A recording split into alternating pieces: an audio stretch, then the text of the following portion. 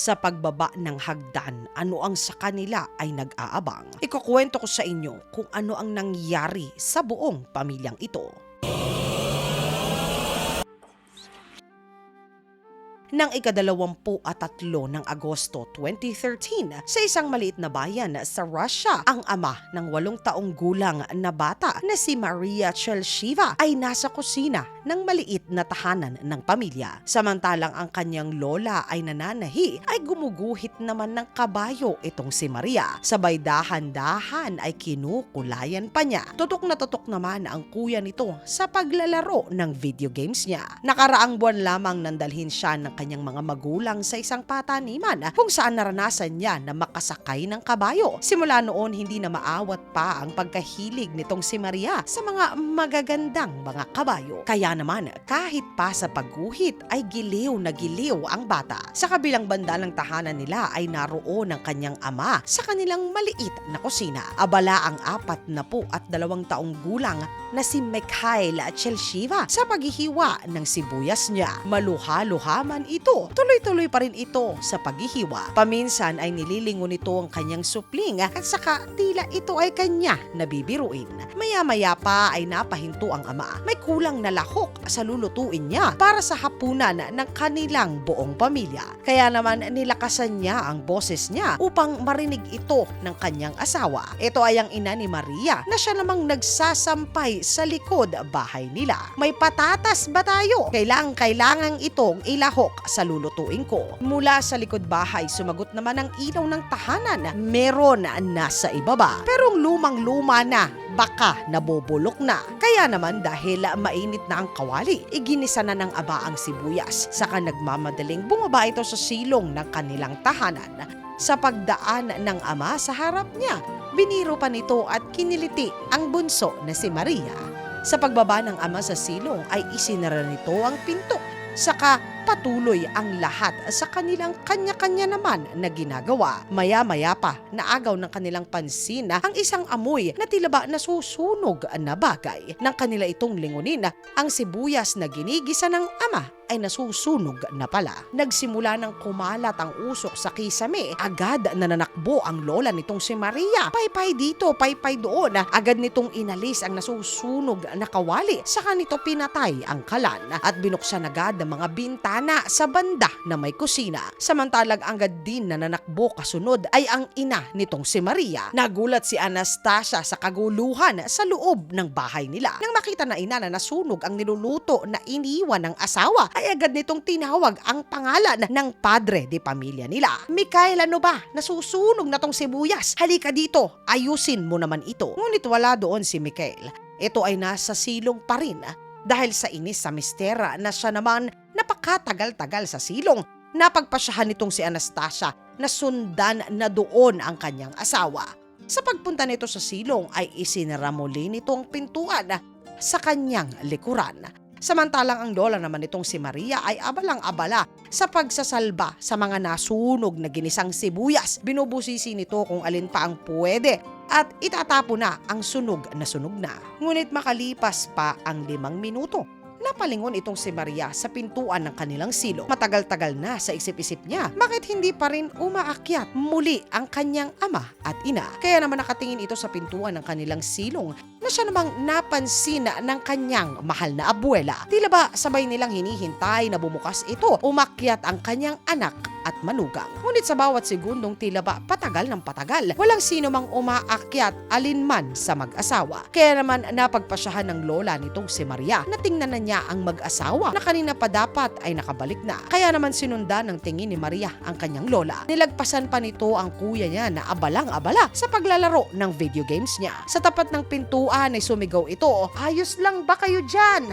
Kanina pa kayo. Ano bang hinahanap nyo?" Nakadalawang beses na ito ay sumigaw. Ngunit walang sagot na narinig ito na pabalik. Kaya naman sinabihan ng lola ang kanyang apo na lalaki, "Hinaan mo nga yung laro mo at baka hindi nila naririnig ang tawag ko." Sa inis ng kuya nitong si Maria, ito pa rin naman ay tumalima. Muli tumawag ang lola sa kanyang manugang at anak. Ngunit tahimik naman ang lugar, wala pa rin itong sagot na nakuha mula sa kanila. Sa pagkakataong ito, tumayo na ang kuya nitong si Maria at nagsalita. Bakit kasi hindi na lang puntahan para makita natin kung bakit pareho sila na natatagalan? Walang sabi-sabi tumayo ang kuya nitong si Maria. Binuksan ang pintuan ng silong at saka sa pagsara nito, naririnig pa nila ang pagsasalita nito. Umupo ang lolo nitong si Maria sa tabi niya. Sabay nila na inabangan ang pagbalik ng 3 kaanak nila na bumaba sa kanilang silong. Ngunit katulad ng kanyang ama at ina, hindi na rin bumalik ang kuya nitong si Maria. Dahil dito napagpasyahan na ng lola nito na tumawag ng tulong. Sa telepono tinawagan nito ang kanyang kapitbahay at sinabi sa kanya ang nangyayari sa tahanan nila. Tapos nito pumunta ang lola nitong si Maria. Binuksan ang pintuan papunta sa silong. Sa pagkakataong ito, hindi niya sinara ang pintuan sa kanyang likuran. Dahan-dahan ito ay bumaba sa silong at saka tinawag ang pangalan ng kanyang anak, manugang at apo. At dahil bukas ang pintuan, naririnig ni Maria ang yabag ng kanyang lola. Ito ay habang pababa nga ito sa silong nila.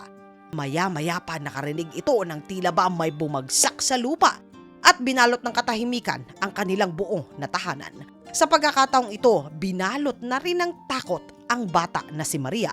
Wala pa ang kapitbahay na tinawag ng kanyang lola. Hindi niya alam kung anong gagawin niya. Tumayo itong si Maria sa pagkakasalampak niya.